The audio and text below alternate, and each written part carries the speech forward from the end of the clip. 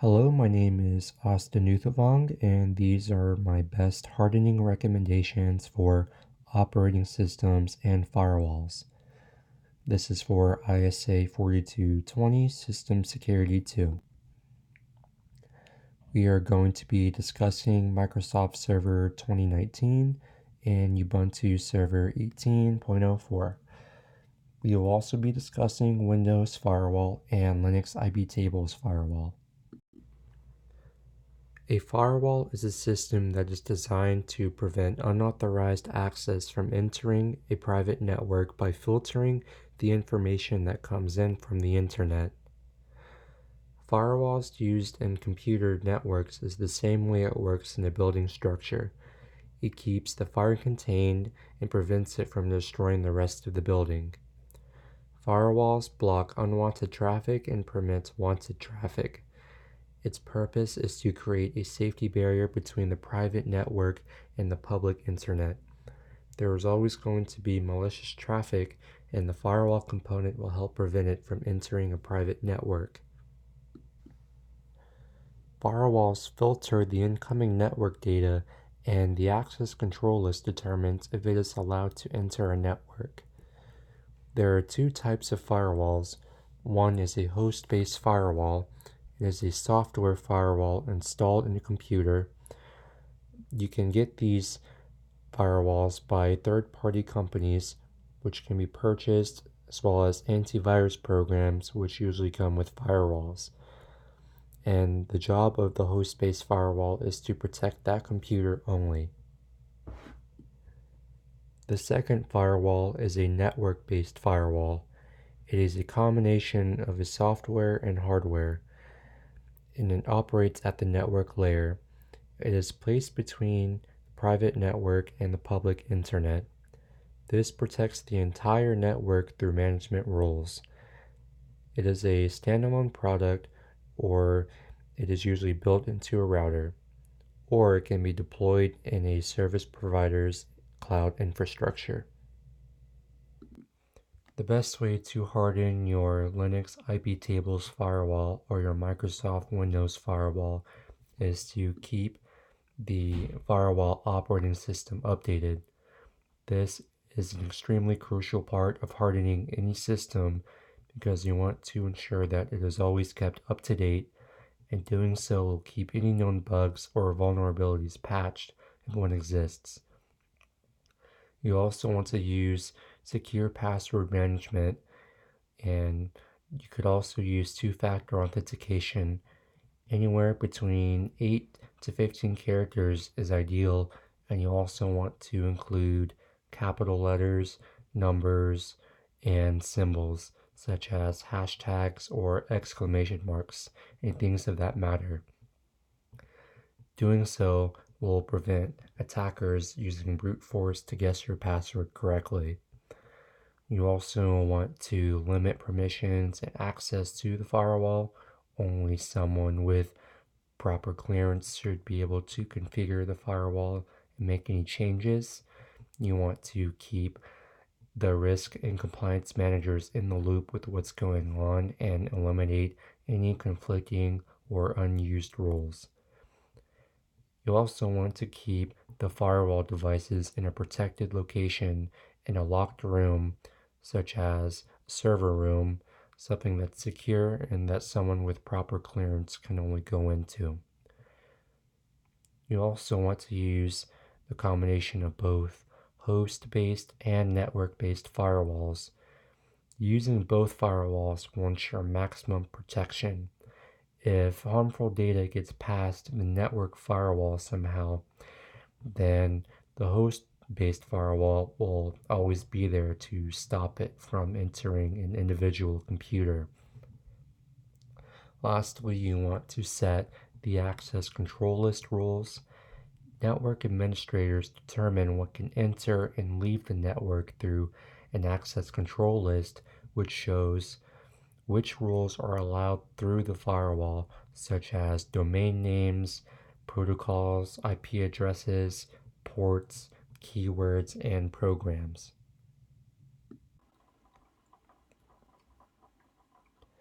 The operating system, or OS for short, is the software that supports a computer's basic functions. Examples include scheduling tasks, executing applications, and controlling peripherals. When a computer starts up, it loads the operating system. The OS's function is to load and manage processes, and it also provides interface to hardware and provides a file system and provides a basic user interface for users to run programs and manage the file system. The operating system manages computer hardware devices such as input devices, output devices, network devices, and storage devices. Most operating systems consist of a user interface, application programming interface, and the kernel mode, which is the core of the computer's CPU. It's responsible for facilitating the interaction between hardware and the software components. The most common types of operating systems is Windows, Linux, and Mac OS. The best way to harden your Microsoft operating system is to first turn on Windows Firewall. You also want to have some kind of virus protection such as Norton or AVG. You also want to turn off autoplay and auto run because in Windows, autoplay and auto run can be problematic when it comes to removable devices such as USB because it will run whatever program it is set for whenever you insert it. Attackers tend to leave USB devices laying around because when it is picked up and inserted, their hacking tools will be activated. You also want to implement the principles of least privilege. Doing so will allow any user to perform the essential functions that their role is intended for.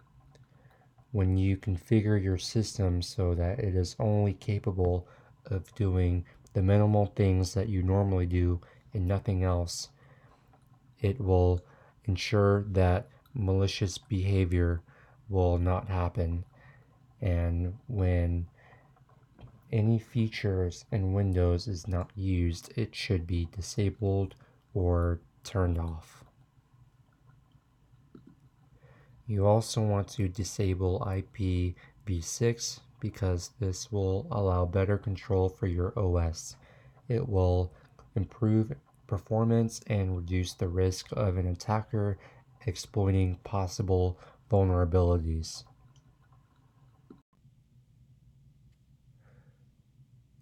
To harden Ubuntu operating system, you want to turn on your Linux IP tables firewall.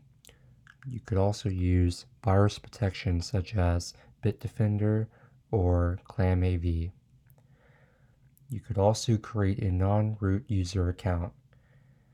Creating a non-root user with sudo privileges makes a habit of logging into Ubuntu with a non-root account, which will prevent accidental deletion of files. You also want to secure shared memory. Multiple processes can sometimes share the same memory space, which can make the system more vulnerable to attacks.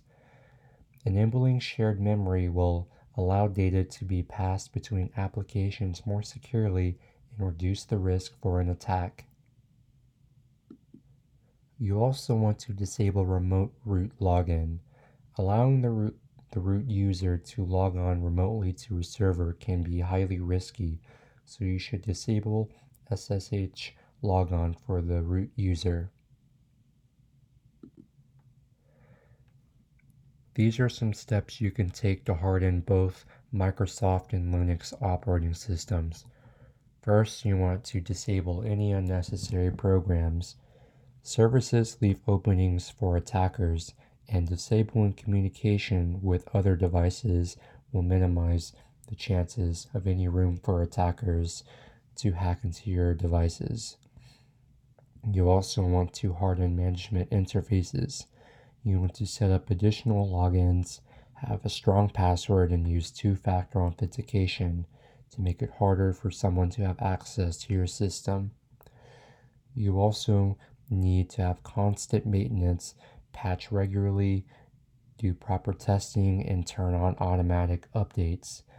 As the threat landscape is changing, we need to cope with it. Therefore, hardening audits are recommended every 6 months to a year, depending on the environment. You also want to take other precautions, such as protecting your devices by keeping it locked or secured, or keeping it on your person, and make sure that it has a password on it so no one else can have access to it but you. Alright, so this concludes the video.